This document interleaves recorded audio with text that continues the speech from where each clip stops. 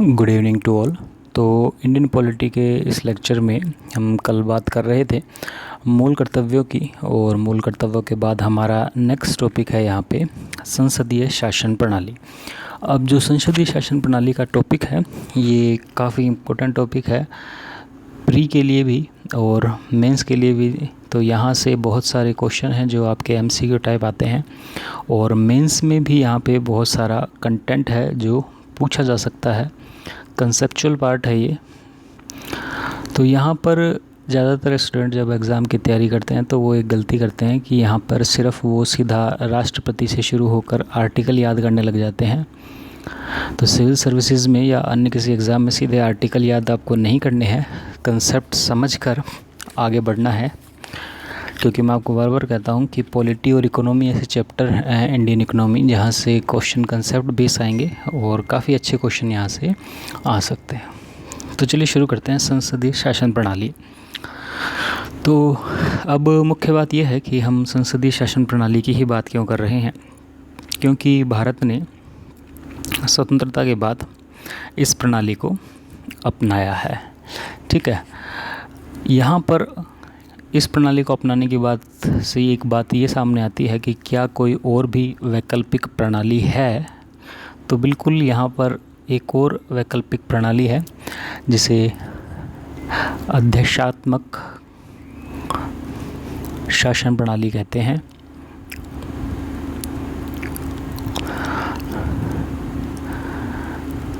जो कि अमेरिका में प्रचलित है। ठीक है, पर हमने यहाँ पे संसदीय शासन प्रणाली को अपनाया है। तो देखिए इनमें अंतर क्या होता है। अगर छोटा सा हम अंतर की बात करें तो जो अध्यक्षात्मक प्रणाली होती है, यहाँ पर जो संसद है और जो सरकार है, ठीक है, तो ये संसद और सरकार यहाँ पर अलग अलग रूप से कार्य करती है। ठीक है, जबकि संसदीय शासन प्रणाली में क्या होता है कि संसद और सरकार, इन दोनों के बीच में कोऑर्डिनेशन होता है, समन्वय होता है। यहाँ पर हम देखेंगे संसद सरकार पे नियंत्रण रखती है और यहाँ पर ये दोनों पृथक पृथक रूप से कार्य करती है। चलिए इनके बीच में अंतर को डिटेल से हम बाद में देखेंगे। फिलहाल आगे बात करें यहाँ पे संसदीय शासन प्रणाली की। तो भारत के अंदर संसदीय शासन प्रणाली है, तो इसकी हिस्ट्री क्या है, कहाँ से ये आइडिया आया भारत को कि संसदीय शासन प्रणाली उसे लेनी चाहिए। तो अगर इसकी हिस्ट्री में जाए तो हम देखेंगे कि जब हम ब्रिटिश उपनिवेश थे तो उसी इस समय से संसदीय शासन प्रणाली की नींव रखना भारत में शुरू हो गई थी। इसके लिए अधिनियम बनाए गए थे, जैसे 1919 का अधिनियम, 1935 का अधिनियम। ठीक है, अभी हालांकि हमने संविधान के निर्माण और संविधान के निर्माण के बाद की पार्ट पे हम चर्चा कर रहे हैं। संविधान का निर्माण के लिए जो एक्ट आए थे उन पे अभी हमने चर्चा नहीं की है। तो फिलहाल इतना ही ध्यान रखिए कि 1919 और 1935 के जो अधिनियम हैं वहाँ पे संसदीय शासन प्रणाली के बारे में बात कही गई थी, और 1935 से तो हमारा संविधान बहुत ज़्यादा इंस्पायर्ड है। ठीक है, अब यहाँ पे संसदीय शासन प्रणाली की बात क्यों कही गई, क्या कारण था। क्योंकि यहाँ पे जब हम ब्रिटिश उपनिवेश थे तो हम मांग कर रहे थे अपने अधिकारों की, अपनी आज़ादी की। तो यहाँ पे संसदीय शासन प्रणाली ही हमें वो सब दे सकती है। तो एक्चुअल में संसदीय शासन प्रणाली ही एक लोकतांत्रिक राजनीतिक व्यवस्था है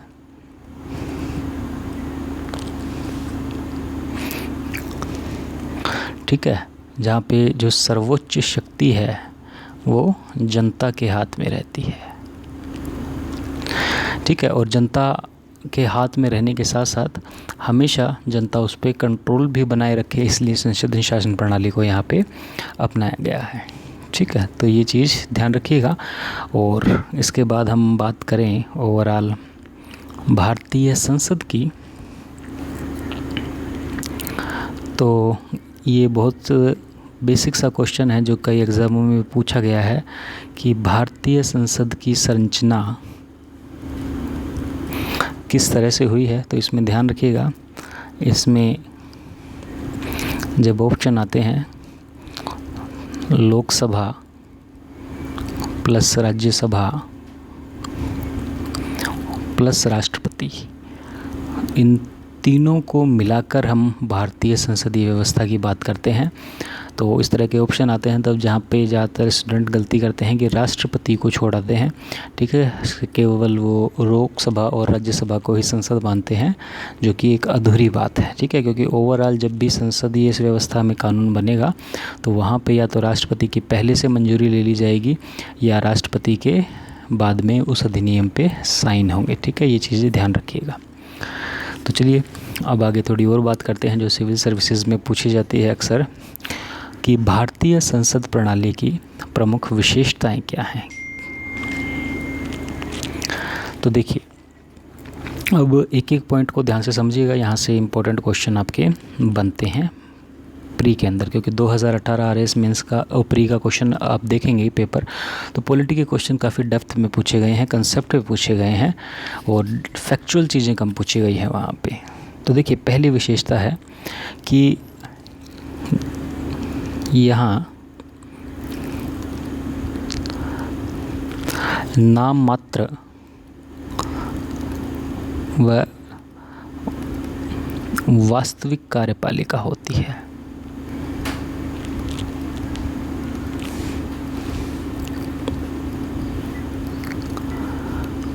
नाम मात्र एवं वास्तविक कार्यपालिका। अब देखिए इसका मतलब क्या होता है। तो इसमें एक बात ध्यान रखिए कि संसदीय शासन प्रणाली में जो राज्याध्यक्ष है, ठीक है, राज्याध्यक्ष का मतलब जो पूरे देखिए जब भी हम पॉलिटी में राज्य की बात करते हैं तो इसका मतलब होता है पॉलिटिकल यूनिट, ठीक है, इसका मतलब आप स्टेट मत समझिएगा, यहाँ पर इसका मतलब होता है पॉलिटिकल यूनिट, ठीक है, राज्य का मतलब। तो जब मैं राज्याध्यक्ष की बात कर रहा हूँ तो यहाँ पे मेरा मतलब है जैसे भारत की राज्य की हम बात कर रहे हैं तो जैसे राष्ट्रपति, ठीक है। तो संसदीय शासन प्रणाली की क्या खास बात है कि जो यहाँ पे राज्याध्यक्ष है, स्टेट का जो अध्यक्ष है, राष्ट्रपति का जो पद है, तो वास्तव में इसके पास यहाँ पर केवल ये एक फॉर्मल पद है। फॉर्मल पद का मतलब इसके पास कोई वास्तविक शक्तियाँ नहीं है, क्योंकि हम आगे पढ़ेंगे कि राष्ट्रपति अपनी सारी शक्तियाँ केवल मंत्रिपरिषद की सलाह पर यूज़ करता है, ठीक है।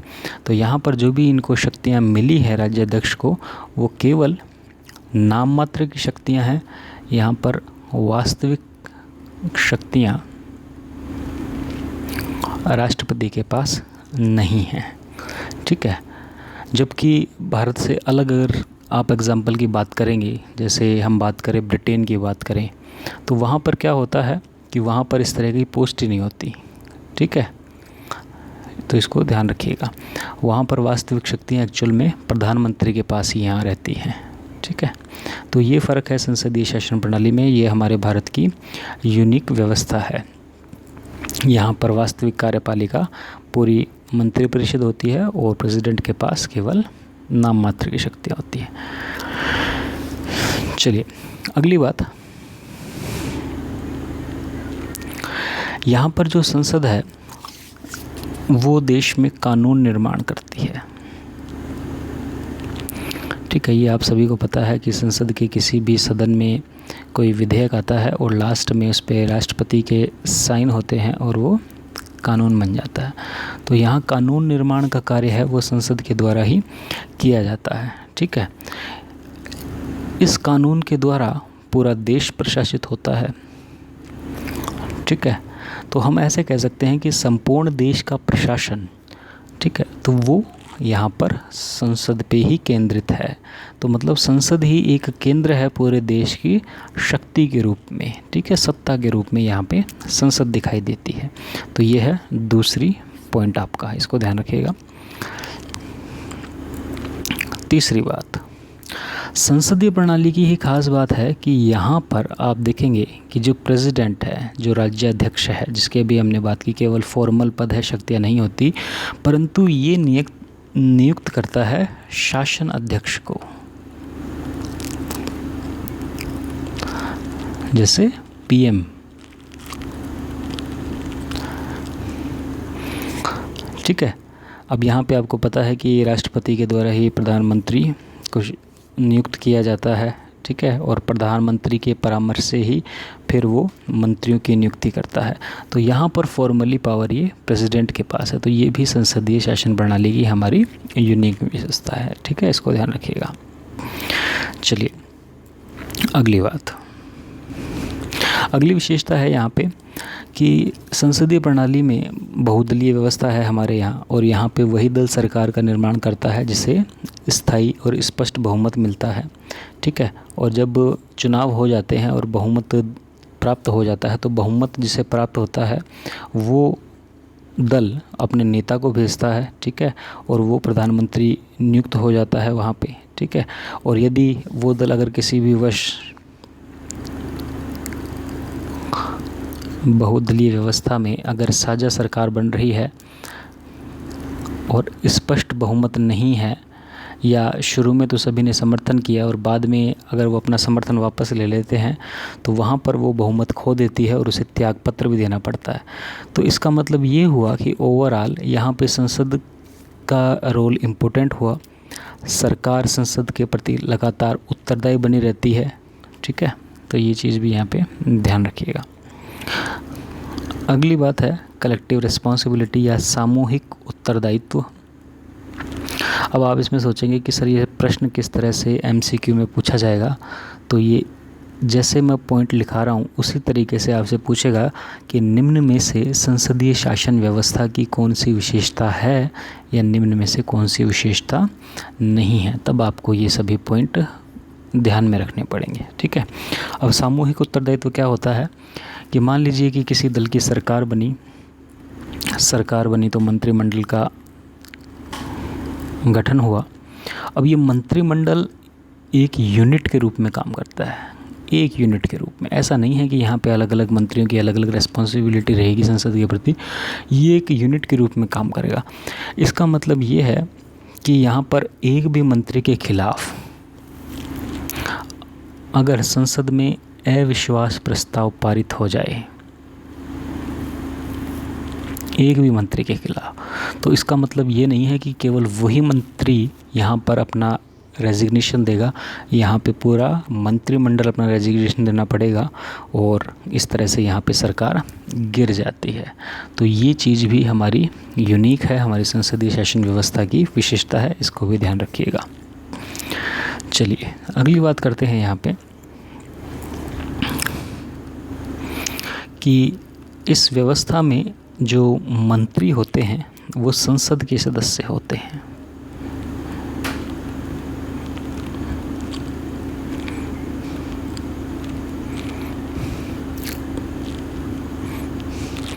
अब देखिए इस बात का क्या मतलब है। तो यहाँ पे जब मैं कह रहा हूँ कि मंत्रीगण संसद के सदस्य होते हैं, तो इसका मतलब ये है कि यदि कोई मंत्री बनाया जा रहा है या बन गया है और वो संसद में मतलब लोकसभा या राज्यसभा का अगर सदस्य नहीं है, तो उसे यहाँ पे आर्टिकल है 75 का 5th पार्ट, उसे 6 माह में किसी न किसी हाउस की सदस्यता ग्रहण करनी पड़ेगी। ठीक है। तभी वो अपने मंत्री पद पे रह सकता है। तो इसीलिए कहा जाता है कि संसदीय शासन व्यवस्था में जो मंत्री होते हैं वो संसद के सदस्य होते हैं। ठीक है। चलिए अगली बात, संसदीय शासन व्यवस्था में ही जो राज्याध्यक्ष होता है, जैसे प्रेसिडेंट, उसको अधिकार होता है कि वो लोकसभा को भंग कर सकता है।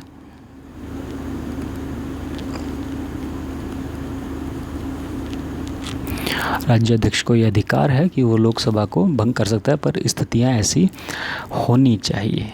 ठीक है। इसमें क्या होता है कि राष्ट्रपति लोकसभा को जब भंग करता है तो सामान्यतः इसमें प्रधानमंत्री की सिफारिश होती है और विशेष कंडीशन होती है, तभी ये सिचुएशन आती है। परंतु ये बात भी यहाँ पे संसदीय शासन व्यवस्था की एक विशेषता है, ठीक है, इसको ध्यान रखना। तो ये कुछ विशेषताएं हैं जिसमें से आपको अगर ऑप्शन दिए जाएंगे कि कौन सी विशेषता है या कौन सी नहीं है, तो इसमें ध्यान रखिएगा। एक तो प्रेसिडेंट वाली बात, दूसरी बात ध्यान रखिएगा सामूहिक उत्तरदायित्व की बात, तीसरी बात मंत्री संसद का सदस्य होता है, इस बात को ध्यान में रखिएगा, ठीक है। तो ये कुछ इम्पोर्टेंट कंसेप्ट हैं जहाँ से क्वेश्चन आपसे पूछा जा सकता है। चलिए, अब हमने इस शासन व्यवस्था को अपनाया तो इस शासन व्यवस्था के गुण क्या हैं, या हम ऐसे कह सकते हैं कि हमने अध्यक्षात्मक प्रणाली को अपनाया नहीं तो मतलब उसके कुछ दोष होंगे, तो हम ओवरऑल इनकी तुलना कर लेते हैं। तो हमारी संसदीय शासन के गुण क्या हैं, ठीक है, या ऐसे कह सकते हैं जो अध्यक्षात्मक प्रणाली है उसके दोष क्या हैं, ठीक है। तो इन दोनों की चीज़ें एक दूसरे के अपोजिट में चलेंगी, पूरक में चलेंगी, ठीक है। तो चलिए,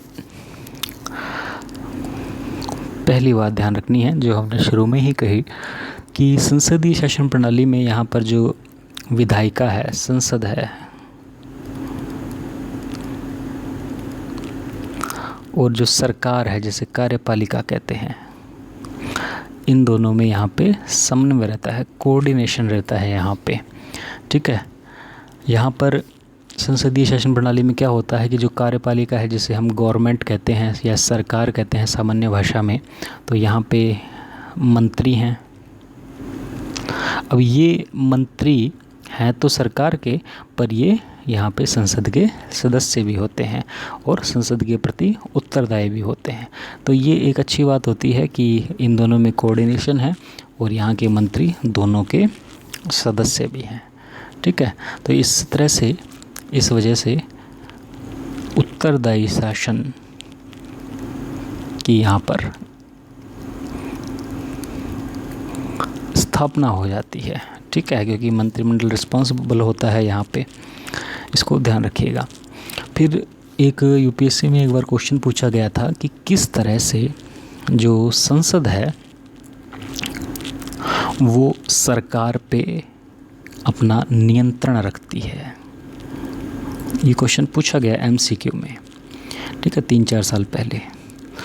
तो यहाँ पर देखिए, चूँकि संसद है, एक तरफ सरकार है, बैठक होती है, ठीक है, लोकसभा की बैठक होती है, राज्यसभा की बैठक होती है, तो यहाँ पर क्या किया जाता है, यहाँ पे प्रश्न पूछे जाते हैं मंत्रियों से, सांसदों से, ठीक है। यहाँ पे विभिन्न प्रस्ताव लाए जाते हैं जिसमें एक प्रस्ताव है ध्यानाकर्षण प्रस्ताव,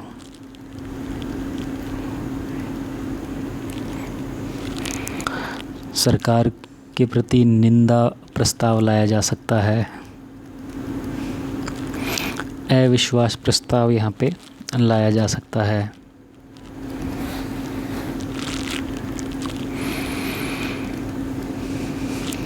ठीक है। तो ये कुछ तरीके हैं जिससे यहाँ पर संसद गवर्नमेंट पे कंट्रोल रखती है और गवर्नमेंट संसद के प्रति उत्तरदायी बनी रहती है, ठीक है। पर अध्यक्षात्मक प्रणाली में ये बात देखने को नहीं मिलती है, ये यहाँ पर दोनों इंडिपेंडेंट है। और यहाँ पर अध्यक्षात्मक प्रणाली में क्या हो सकता है कि जो गवर्नमेंट है वो निरंकुश हो सकती है, क्योंकि यहाँ पे उत्तरदायी है नहीं। यहाँ पर अगर इस तरह की बात है नहीं कि पूरा मंत्रिमंडल त्यागपत्र दे देगा अगर एक मंत्री के प्रति अविश्वास प्रस्ताव पारित हो जाएगा, ठीक है। तो इस तरह की चीज़ें हैं नहीं अध्यक्षात्मक प्रणाली में। तो यहाँ पर भय रहता है कि सरकार अपने हिसाब से कुछ भी कर सकती है, ठीक है। जबकि संसद में हमारे इस तरह से कुछ होगा तो प्रस्ताव लाए जाएंगे और मंत्रियों को डर रहेगा कि ये कहीं पास नहीं हो जाए, ठीक है। तो ये चीज़ यहाँ पे ध्यान रखिएगा। चलिए, अगली बात करते हैं।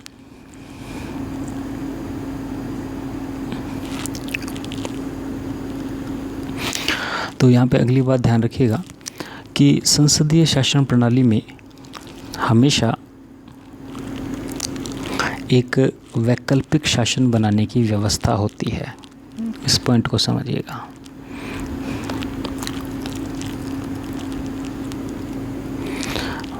अब ये वैकल्पिक शासन किस तरह से, जैसे यदि यहाँ पर जिस भी दल की सरकार है, ठीक है, मान लीजिए कोई ए दल है, उसकी यहाँ पे सरकार बनी हुई है, तो अगर ये अपना त्याग पत्र दे देता है,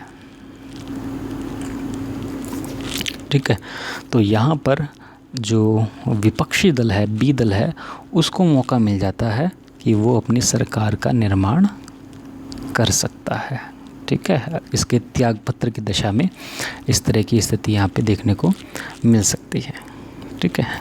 तो ये भी ध्यान रखिएगा, ये इम्पोर्टेंट बात है संसदीय शासन प्रणाली की, जो कि अध्यक्षात्मकता में आपको नहीं मिलेगी। चलिए अगली विशेषता की यहाँ पे बात करते हैं कि संसदीय शासन प्रणाली जब अपनाते हैं तो यहाँ पर, चूँकि भारत के संदर्भ में बात करें तो भारत एक बहुत बड़ी विविधता वाला देश है, ठीक है, इसे तो उपमहाद्वीप कहते हैं। तो यहाँ पे सभी वर्गों को, क्षेत्रों को रिप्रेजेंटेशन मिल जाता है, ठीक है, प्रतिनिधित्व मिल जाता है, ठीक है। और ये प्रोसेस सिंपल होता है अध्यक्षात्मक प्रणाली की तुलना में यहाँ पे, ठीक है। तो ये हैं कुछ खास बात जो कि हमें अध्यक्षात्मक प्रणाली में देखने को नहीं मिलेंगी। तो यहाँ पर ये चीज़ ध्यान रखिएगा, अंतर में भी आप इसे यूज़ कर सकते हैं, ठीक है। चलिए अब बात कर लेते हैं कि इसके दोष क्या हैं संसदीय शासन प्रणाली के, या हम ऐसे कह सकते हैं कि अध्यक्षात्मक प्रणाली के गुण क्या हैं, क्योंकि इसके दोष हैं वो वहाँ पे गुण बन जाते हैं। तो देखिए पहले पॉइंट को समझिए। अब अध्यक्षात्मक जो शासन होता है, प्रेसिडेंशियल जो सिस्टम होता है, वहाँ पे जो सारी पावर है वो राष्ट्रपति के पास है, ठीक है, प्रेसिडेंट के पास है। और ट्रू पावर है, भारत की तरह नाम मात्र का वो अध्यक्ष नहीं है, उसके पास वाकई में पावर है। इसलिए क्या होता है, यहाँ पर जो डिसीज़न है, वो निर्णय जो हैं वो तुरंत लिए जा सकते हैं, ठीक है।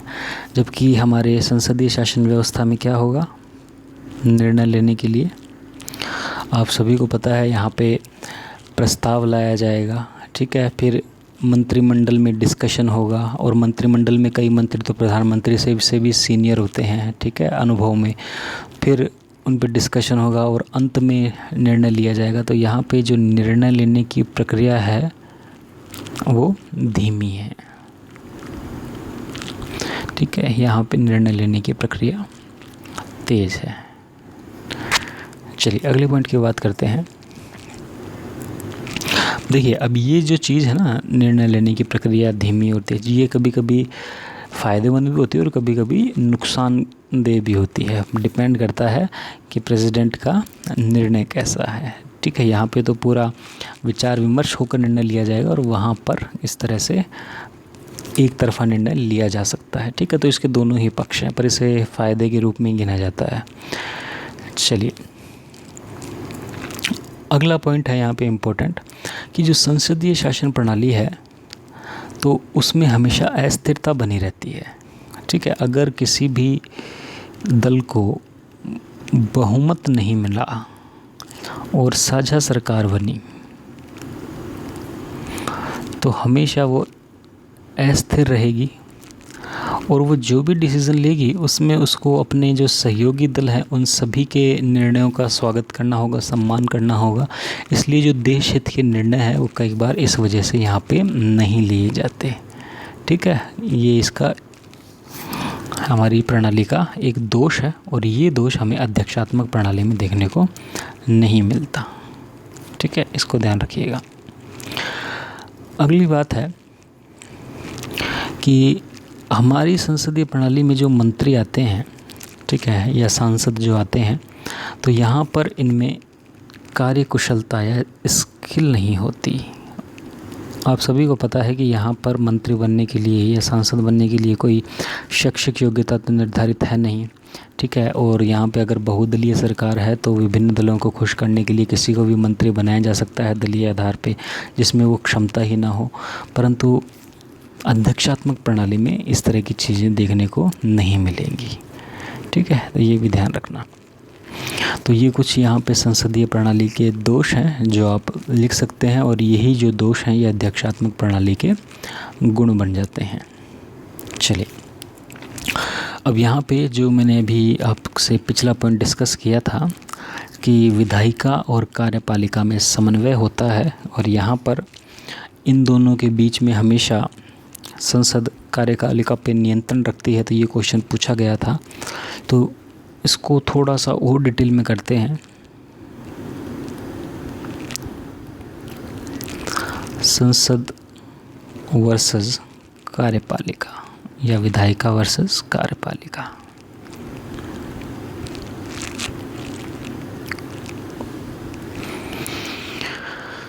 देखिए, इसको समझिए। तो अभी हमने बताया कि प्रश्न पूछे जा सकते हैं, ठीक है। प्रश्नों के बारे में हम आगे बात करेंगे। ये प्रश्न तारांकित अतारांकित कैटेगरी के होते हैं,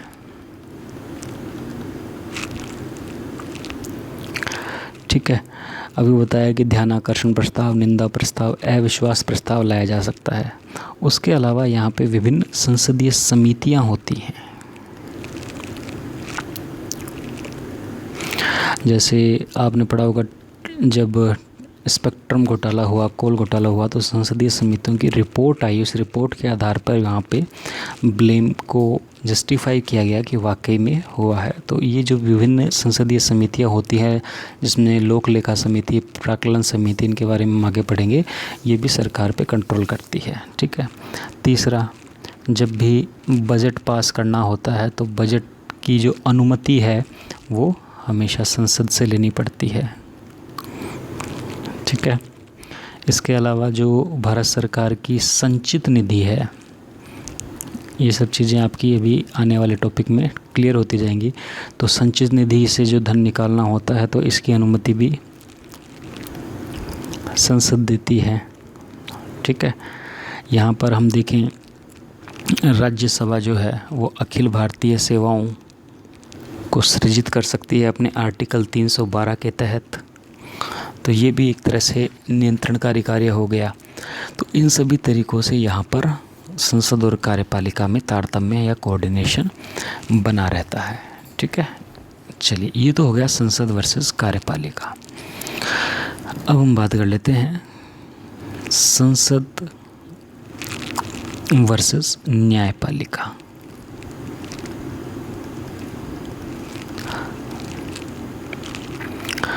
देखिए, इस टॉपिक को, आज के टॉपिक को आप ढंग से समझिएगा। इसमें कुछ समझ में नहीं आए तो पूछ लीजिएगा, क्योंकि एग्ज़ाम में इसकी अलग ही इम्पोर्टेंस है, क्योंकि यहाँ पे संसद के विभिन्न आयाम हैं, दृष्टिकोण हैं, जो कार्यपालिका और न्यायपालिका से इसका संबंध बताते हैं, ठीक है। तो भारत में अगर हम न्यायपालिका की स्थिति देखें तो भारत की जो न्यायपालिका है वो एक एकीकृत इंटीग्रेटेड न्यायपालिका है, ठीक है, जिसमें टॉप पर है सुप्रीम कोर्ट, फिर है हाई कोर्ट, और फिर लास्ट में डिस्ट्रिक्ट कोर्ट, ठीक है। इस तरह से यहाँ पर इनका एक जो संगठन बना हुआ है एकीकृत है।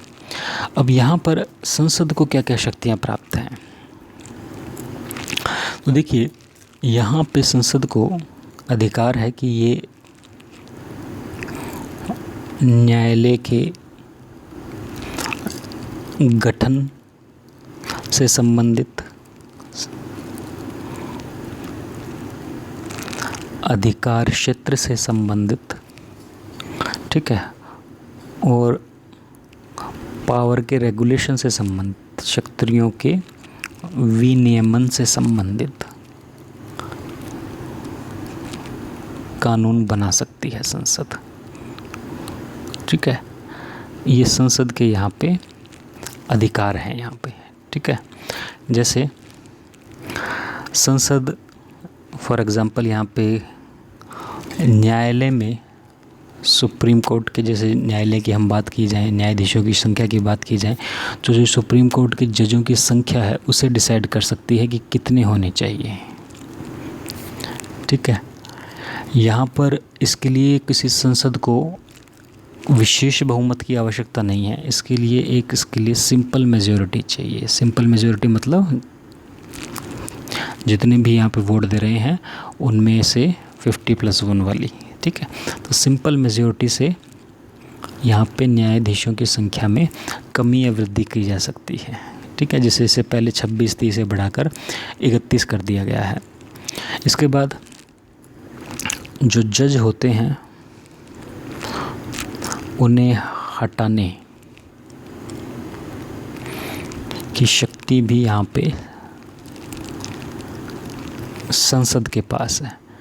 ठीक है, यहाँ पे संसद क्या कर सकती है कि जो सुप्रीम कोर्ट है और हाई कोर्ट है, इनके जो जज हैं, इन जजों को यहाँ पर ये लोकसभा और राज्यसभा में बहुमत पारित करा कर बहुमत से प्रस्ताव पारित कराकर इनको हटा सकती है। हालांकि इस तरह का प्रस्ताव अभी तक भारत में पारित नहीं कराया गया है, फिर भी ऐसे प्रस्ताव रखे गए हैं। ठीक है, वो दो जो जज हैं जिनके विरुद्ध ऐसे प्रस्ताव आए हैं वो हैं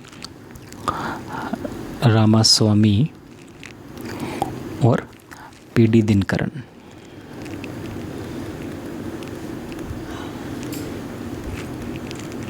ठीक है, जिसे हम महाभियोग कहते हैं। तो ये भी चीज़ यहाँ पर संसद के पास है। अब एक बात यहाँ पे ध्यान रखिएगा कि संसद के पास इतनी शक्तियाँ हैं, परंतु यहाँ पे एक आर्टिकल है, आर्टिकल 121। ये आर्टिकल यहाँ पे कहता है कि संसद न्यायाधीशों को हटाने का प्रस्ताव तो ला सकती है, परंतु इनके आचरण पर चर्चा नहीं होगी संसद में। इनके जो व्यवहार है, कंडक्ट है, इस पे यहाँ पे संसद में चर्चा नहीं होगी। आर्टिकल 121 को प्रोहिबिट करता है। ठीक है, और यहीं पे आर्टिकल 122 है जो ये कहता है कि जो भी कोर्ट हैं, सुप्रीम कोर्ट है, हाई कोर्ट है, वहाँ पे संसद की कार्रवाई की चर्चा नहीं होगी। संसद की कार्रवाई को प्रश्नगत नहीं किया जाएगा।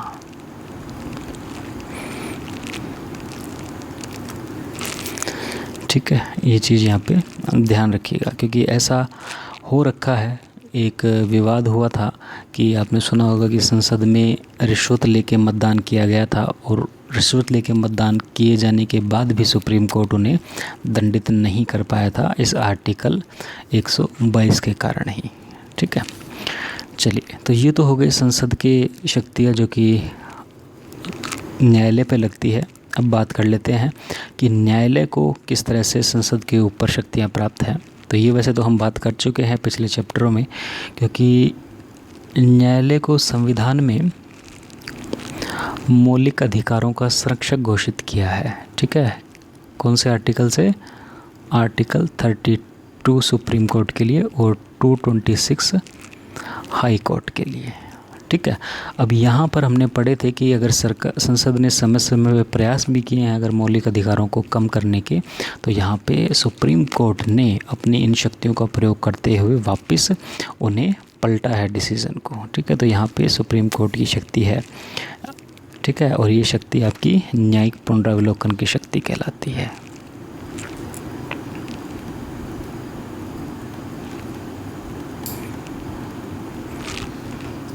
तो ये संसद के ऊपर सुप्रीम कोर्ट को यहाँ पे शक्ति प्राप्त है। ठीक है, और इस शक्ति के द्वारा जो संसद संशोधन करती है, जैसे हमने 24वें संशोधन की बात की थी, 25वें संशोधन की बात की थी, तो उनको यहाँ पे समय समय पर अवैध घोषित किया गया है सुप्रीम कोर्ट के द्वारा। ये हमने पढ़ लिया है पिछले लेक्चर में। ठीक है, तो इसको ध्यान रखिएगा। इसके बाद आगे बात करें कि जो न्यायिक सक्रियता है, ये हम न्यायिक पुनरावलोकन है, इनमें अंतर होता है। ठीक है, तो इनमें अंतर को हम एक अलग से डिस्कशन करेंगे अलग वीडियो में। तो इसमें ध्यान रखिएगा कि जो न्यायिक सक्रियता का टॉपिक है आपके यहाँ पे मेंस के सिलेबस में भी आता है और प्री में भी इससे क्वेश्चन पूछा जाता है। तो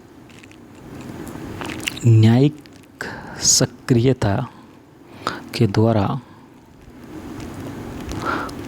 जब सुप्रीम कोर्ट एक्टिव होकर संसद के कार्य क्षेत्र में जाता है, ठीक है, तब इसके बारे में हमेशा चर्चा होती है, और ये चर्चा होती है कि क्या सुप्रीम कोर्ट अपनी सीमाएं लांघ रहा है। तो इस पे हम आगे चर्चा करेंगे। फिलहाल आप ये समझिए कि न्यायिक सक्रियता के अंदर कौन कौन से टॉपिक हैं जिनका सहारा लेकर सुप्रीम कोर्ट डिसीज़न देता है। ठीक है, तो पहला इनके पास उपकरण है यहाँ पे PIL, पब्लिक इंटरेस्ट लिटिगेशन। दूसरा यहाँ पे इनके पास कंसेप्ट है पूर्ण न्याय दिलाने का, ठीक है। इसके बाद आर्टिकल जो 21 है, जिस पे हमने डिटेल से डिस्कशन किया था और बताया था कि किस तरह से आर्टिकल 21 के बहुत सारे कानून बनाए गए हैं, और संविधान का आधारभूत ढांचा।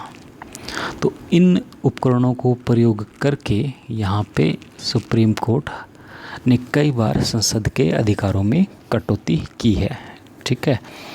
तो ये चीज़ें हम आगे देखने को मिलेंगी जब इन दोनों का हम कंपैरिजन करेंगे, सक्रियता बनाम पुनरावलोकन क्या होता है। तो ये ध्यान रखिएगा, इस तरह से ये क्वेश्चन है आपका, मेंस का भी है और प्री का भी है, कंसेप्चुअल क्वेश्चन तो इसी तरह से पूछा जाएगा। चलिए अब यहाँ पे हम बात करते हैं लास्ट कि हमारी जो संसदीय शासन प्रणाली है क्या ये सफल रही है।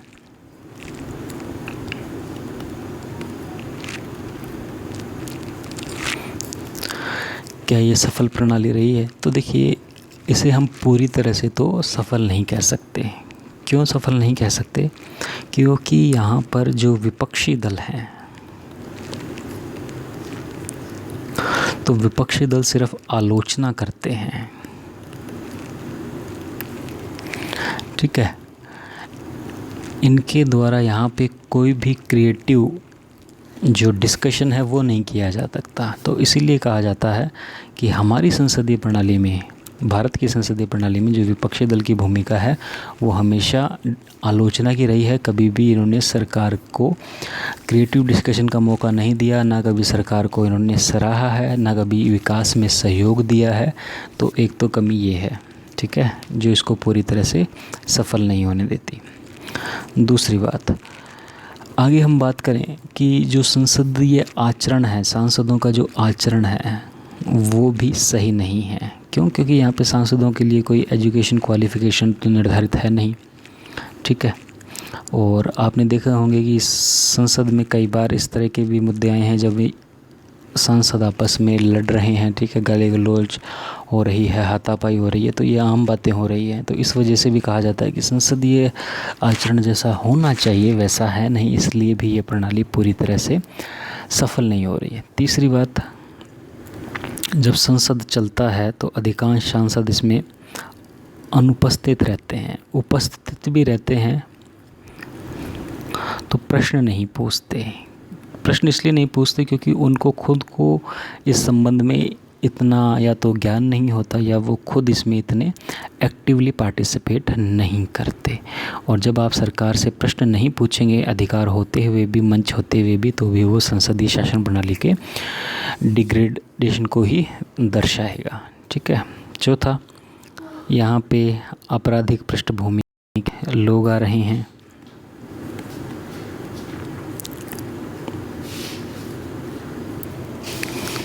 ठीक है। बहुदलीय जो प्रणाली है उससे जो गठबंधन की सरकारें बन रही हैं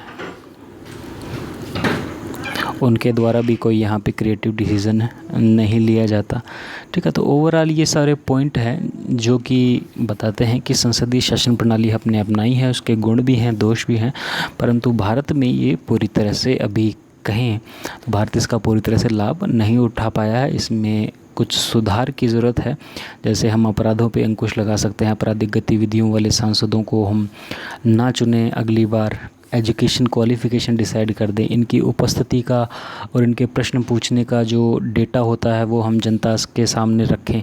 तो इस तरह से इसमें कई सुधार हैं जो किए जा सकते हैं संसदीय शासन प्रणाली में, ठीक है। तो ये सब चीज़ें यहाँ पे ध्यान रखिएगा। ये आपका कंसेप्चुअल टॉपिक था। तो फ़िलहाल आज के टॉपिक में इतना ही। इसके बाद हम कल से बात करेंगे यहाँ पे हमारे संसदीय शासन प्रणाली के जो अंग हैं और वहाँ पे जो आर्टिकल हैं। तो शुरू करेंगे हम राष्ट्रपति से, ठीक है। तो चलिए, इस टॉपिक में कुछ समझ में नहीं आया तो कमेंट सेक्शन में या टेलीग्राम ग्रुप पे पूछ लीजिएगा। तो मिलते हैं नेक्स्ट वीडियो में, तब तक थैंक यू।